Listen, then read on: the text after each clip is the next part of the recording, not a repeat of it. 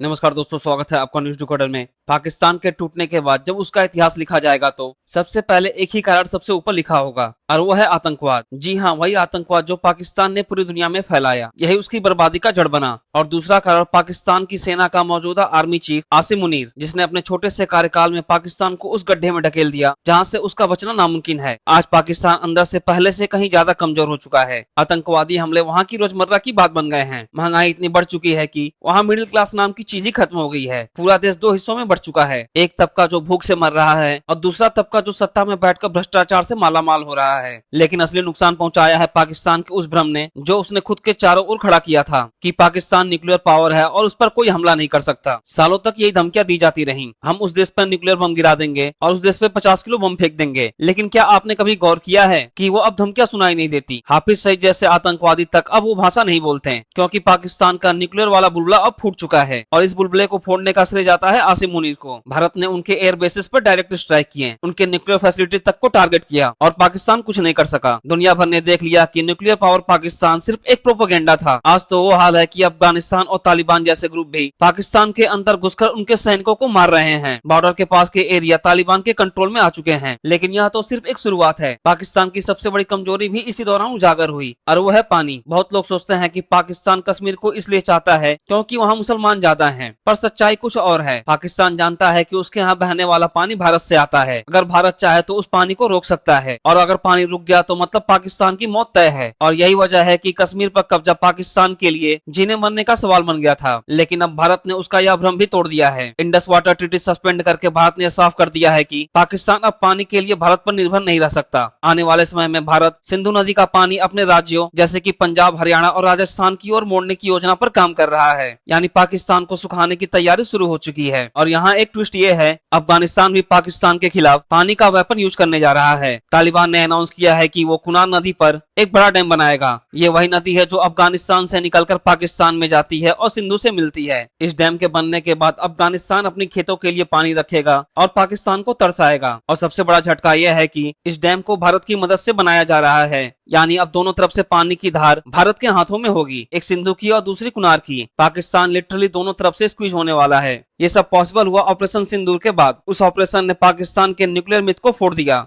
और उसके बाद तालिबान को भी हिम्मत मिल गई कि वो पाकिस्तान को ओपनली चैलेंज कर सके। और यह पाकिस्तान के लिए एक नाइटमेयर बन गया है। न उसके पास पैसे बचे, ना क्रेडिबिलिटी और ना कोई देश जो उसकी मदद करे। अमेरिका से भी पाकिस्तान ने रिक्वेस्ट की थी कि वो भारत और अफगानिस्तान पर प्रेशर डाले, लेकिन सब जानते हैं पाकिस्तान अब खत्म हो चुका है। आने वाले महीनों में पाकिस्तान शायद कोई छोटा मोटा हमला भारत या अफगानिस्तान में करवाने की कोशिश करे, सीधे नहीं बल्कि अपने आतंकवादियों के जरिए, ताकि भारत और अफगानिस्तान के ये प्रोजेक्ट रुक जाएं या डिले हो जाएं। इसलिए भारत को अब और सतर्क हो जाने की जरूरत है। हो सकता है फ्यूचर में भारत को ऑपरेशन सिंदूर 2 भी लॉन्च करना पड़े ताकि पाकिस्तान को परमानेंटली न्यूट्रलाइज किया जा सके। लेकिन अभी के लिए ऑपरेशन सिंदूर 1 एक हिस्टोरिक सक्सेस बन चुका है। इसने भारत को साउथ एशिया का अनडिस्प्यूटेड लीडर बना दिया है। आज सिचुएशन ये है कि अफगानिस्तान से लेकर थाईलैंड तक भारत की प्रेजेंस सबसे स्ट्रॉन्ग है। चाइना जो पहले अपने यहाँ धाक जमाता था, उसे लिटरली हर जगह से निकाल दिया गया है। नेपाल में जब कम्युनिस्ट सरकार गिर गई तब चाइना का लास्ट किला भी टूट गया। भारत साइलेंटली अपने रूट्स को डीपर कर रहा है। हर मूव प्लान्ड है, हर स्टेप स्ट्रेटेजिक। ऑपरेशन सिंदूर और वाटर डिप्लोमेसी ने मिलाकर भारत को रीजनल नहीं ग्लोबल इन्फ्लुएंस के ट्रैक पर डाल दिया है। और आने वाले समय में भारत सबको सरप्राइज करेगा अपने एक्सपेंडिंग इन्फ्लुएंस के साथ। हालांकि भारत और अफगानिस्तान के इस कुनार डैम प्रोजेक्ट पर आपका क्या मानना है? अपना ओपिनियन हमें कमेंट सेक्शन में बताएं और इसी तरह के कंटेंट के लिए हमारे चैनल को सब्सक्राइब करें।